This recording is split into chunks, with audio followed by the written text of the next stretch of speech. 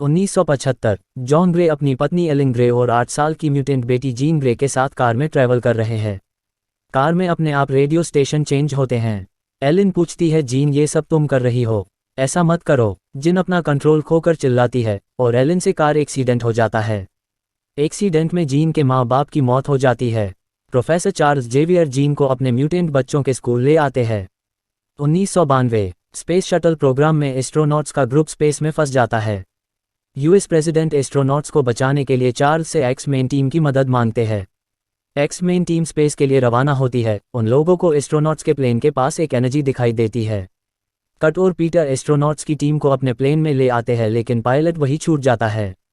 गर्मी बढ़ रही है, वो लोग और देर तक वहां नहीं रुक सकते हैं। फिर भी पायलट को बचाने जीन वापस जाती है। जीन और कट पायलट को बचा लेते हैं, लेकिन जीन शिप पर ही छूट जाती है। उसे वो एनर्जी चपेट में ले लेती है। जीन वो एनर्जी अब्जॉर्ब कर लेती है। कट जीन को लाता है, उसे होश आता है। एक्स-मेन एस्ट्रोनॉट्स को लेकर पृथ्वी पर आते हैं। सभी उनका तालियों से स्वागत करते हैं। रेवन चार्ल्स पर नाराज होती है कि वो अपने फेम के लिए सबकी जान जोखिम में डाल रहा है। स्कॉट जिन का चेकअप करता है कि उस एनर्जी की वजह से जीन ठीक तो है या नहीं। एक फैमिली डिनर कर रही है। बाहर उनका कुत्ता जोर जोर से भौंक रहा है। एक लेडी मार्गरेट बाहर कुत्ते को देखने जाती है। वहां कुछ एलियन उन लोगों को मारकर उन इंसानों का रूप ले लेते हैं।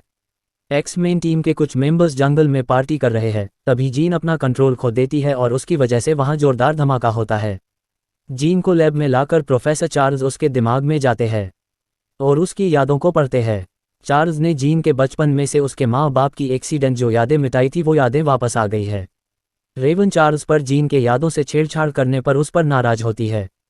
जीन को पता लगता है कि उसके डेड जिंदा है। उनकी मौत के बारे में झूठ बोला गया था। जीन उस स्पेस एनर्जी की वजह से बदल रही है। उसका खुद पर कंट्रोल नहीं रह रहा है, लेकिन वो समझ नहीं पा रही है कि उसके साथ क्या गलत हो रहा है। एलियंस टीम की लीडर वो उस स्पेस एनर्जी को जिन से पाने के लिए जीन पर नज़र बनाए हुए है। जीन अपने पिता के घर आती है और अपने पिता से उसे अकेला छोड़ने का कारण पूछती है, क्यों उन्होंने उसे ढूंढा नहीं। जीन अपने पिता का दिमाग पढ़ती है और उसे पता चलता है उसकी माँ की मौत की जिम्मेदार वो खुद और उसकी सुपर पावर है। इसलिए उसके पिता ने उसे प्रोफेसर चार्ल्स को सौंप दिया था, क्योंकि वो एक म्यूटेंट थी। वहाँ एक्स-मेन टीम जीन को लेने आ जाती है। जीन प्रोफेसर चार्ल्स पर झूठ बोलने और सच छुपाने के लिए नाराज होती है। जीन अपना खुद से कंट्रोल खो देती है और कुछ पुलिस वालों को नुकसान पहुंचाती है। एक्स-मेन उसे समझाने की कोशिश करते हैं, लेकिन उनसे भी जीन की जोरदार फाइट होती है। रेवन जीन को समझाने उसके पास जाती है, लेकिन जीन फिर से गुस्सा होती है और रेवन वहां से उड़कर दूर गिरती है और रेवन की एक्सीडेंटल मौत हो जाती है। स्कॉट चार्ल्स पर नाराज होता है कि उसने एक 8 साल की लड़की के दिमाग से छेड़छाड़ की और उसकी वजह से ये सब हुआ। एलियन वुक और उसके मेंबर्स जीन के पिता जॉन ग्रे के पास जाते हैं और उससे जीन के बारे में पूछते हैं। जानकारी ना देने पर वुक जॉन को मार देती है। जीन खुद पर हो रहे इन बदलाव पर कंट्रोल सीखने के लिए रिफ्यूजी म्यूटेंट आइलैंड पर एरिक के पास जाती है, जहां ऐसे ही सुपर पावर वाले म्यूटेंट रहते हैं। आइलैंड पर मिलिट्री आ जाती है। जीन अपना कंट्रोल खोकर उन मिलिट्री पर हमला करती है। एरिक उन्हें वहां से बचाकर उनका प्लेन उड़ा देता है और जीन पर गुस्सा होकर उसे वहां से भगा देता है। वो जीन से मिलती है और उसे बताती है उसके साथ जो हो रहा है। हैंक एरिक को बताता है कि उसकी फ्रेंड रेवन को जीन ने मार दिया है। इससे एरिक भी अब जीन को मारना चाहता है। वो जीन को अपने मेंबर्स के पास अपने घर लाती है। वहां वो जीन को उस स्पेस एनर्जी के बारे में बताती है कि असल में वो एक पवित्र शक्ति है जिसे कोई सहन नहीं कर सकता। इसी शक्ति की वजह से वो का प्लेन भी खत्म हो गया, लेकिन जीन में इतनी क्षमता है कि वह इसे अपने अंदर समाये हुए है। वो जीन को बताती है वो चाहे तो किसी भी दुनिया को बना और मिटा सकती है। हैंक और एरिक की टीम न्यूयॉर्क में जीन से रेवन की मौत का बदला लेने जाते हैं। एक्स-मेन भी वह उन्हें रोकने आ जाते हैं। दोनों टीमों में बराबरी का मुकाबला होता है। फिर जीन सबवे से ट्रेन कर निकाल देती है। एरिक जीन को मारने घर के अंदर आता है, लेकिन नाकाम रहता है। जीन एरिक को हराकर बाहर फेंक देती है। फिर कट चार्ल्स को लेकर घर के अंदर आता है। चार्ल्स जीन को समझाता है कि वो उसके दिमाग को पढ़े और समझे कि हकीकत क्या है। जीन प्रोफेसर चार्ल्स का दिमाग पढ़ती है, जानती है चार्ल्स ने जो भी किया जीन की भलाई के लिए किया था। जीन अपनी इस शक्ति से आज़ाद होने के लिए वो शक्ति वुक में ट्रांसफ़र करती है।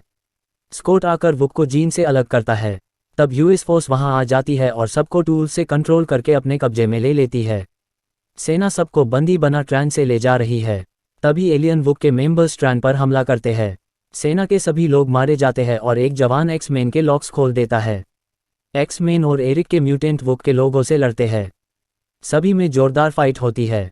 स्टॉर्म वुक के लोगों एक डिब्बे में धकेल देती है और एरिक और डिब्बे को सिकोड़ देता है। फिर हैंक और स्टॉर्म वुक पर वार करते हैं लेकिन नाकाम रहते हैं। कट भी उसे रोकने की नाकाम कोशिश करता है। एरिक बोगी में रखे सारे गन से एक साथ वुक पर फायरिंग करता है लेकिन वुक उसे भी परास्त कर देती है। स्कॉट भी अपनी ताकत लगता है लेकिन वो भी वुक के आगे कमजोर पड़ जाता है। इधर प्रोफेसर चार्ल्स जीन को जगाने की कोशिश करते हैं और उसके दिमाग में उससे कहते हैं वो उनका दिमाग पढ़े ताकि उसे हकीकत समझ आए। चार्ल्स की यादें पढ़कर जीन को सच्चाई समझ आ जाती है और वो वुक के खिलाफ खड़ी हो जाती है और ट्रेन के सारे डिब्बे निचोड़ कर फेंक देती है और अपने लोग को बचाकर बाहर ले आती है। वुक के लोग वहां आते हैं लेकिन जीन उन्हें मिट्टी के खिलौनों की तरह बिखेर कर तोड़ देती है। आखिर में वुक और जिन की फाइट होती है। स्पेस की उस शक्ति से सबको बचाने के लिए जीन वुक को आकाश में ले जाती है और सारी शक्ति लगाकर खुद को और वुक को खत्म कर देती है।